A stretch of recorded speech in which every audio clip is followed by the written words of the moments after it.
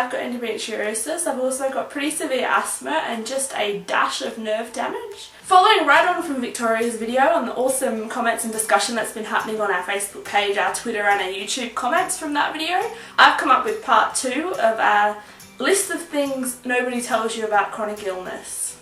When most people have things in their lives that take up a pretty big chunk of their time, like having kids or being part of a sporting team, they tend to make friends that revolve around or fit into those kinds of hobbies and pastimes and commitments. For example, if you've got kids, you're more likely to make friends with other people who have children, or if you're in a sporting team, you're more likely to make friends with the people who are also on your team. But the problem with chronic illness is that it's not a team sport, it's a fairly solitary activity. It's really hard to think of other things to talk about with your friends when you're feeling really horrible inside, but you don't want to let chronic illness monopolise the conversation because you don't want them to think you're looking for pity and you don't want them to get bored with you, and so on and so forth. So it can sometimes even just be hard to simply find something else to talk about. And sometimes it's really hard to leave the house to go and hang out with your friends because you honestly feel like you're too sick to move. And all of these things make it pretty easy to feel isolated. One thing that the doctors never told me when I got diagnosed was that I can expect some other symptoms, but they don't really tell you to expect things like fatigue and nausea. This ties into something that Victoria was talking a lot about last week, when I feel like people separate all my symptoms, and instead of going, if one week I've got a migraine and the next week I'm nauseous, they're going to go, oh, Kate's sick again, she had a migraine last week and now she's nauseous. No, I'm still sick. It's the same disease, it's all endo rolled up into one big ball. And one thing I really struggled with when I got diagnosed was not knowing these secondary symptoms were normal. I didn't know that I was supposed to expect them, so when they happened, I thought something else was wrong with me. That's a pretty good segue into my third point that I wanted to talk about, which was the fact that it is so hard to know what is normal pain that is okay and you can handle it at home, and what is pain that you should be going to the hospital for. It's a really difficult decision, and mostly when healthy people are in pain. So they go to the hospital to get it treated, no question. But the problem when you're always in pain is that it could just be another pain. And we always have the fear in the back of our minds that we're going to get to the ER and the doctor's going to think we're drug seeking, the doctor's going to think we're making it up.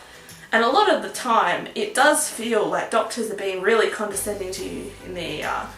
But we sometimes can't really tell the difference between what is a normal pain and what could be appendicitis or our kidneys or anything like that. Now I wanted to finish my video up and finish the list up with 2 kind of positive points. So my fourth point was the fact that it gives you a new appreciation for things that were mundane or boring or chores before you got sick. As silly as it sounds, I used to think going for a walk during the day or walking through the park or walking my dog was a huge chore.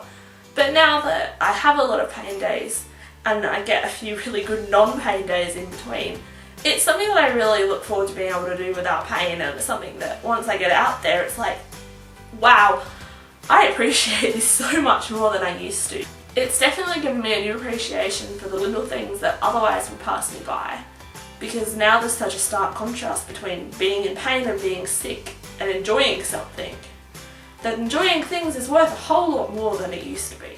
And my fifth point is that we're not crazy. A lot of the time we do feel like people think this is all in our heads, or we think maybe to ourselves that it is in our heads, because how could we possibly be feeling so much pain, or how could we be this sick, and maybe we're talking ourselves into it, or maybe this and maybe that.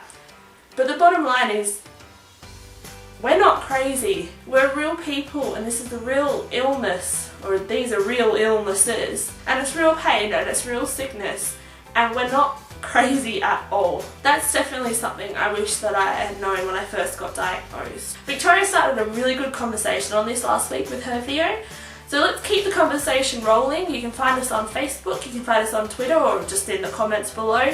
We'll put the links down below so that you can go to all of our social medias.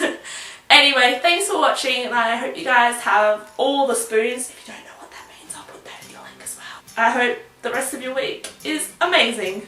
Bye. So I'm filming this on my webcam after I've already edited and halfway uploaded the video, because I forgot to tell you something really important, guys.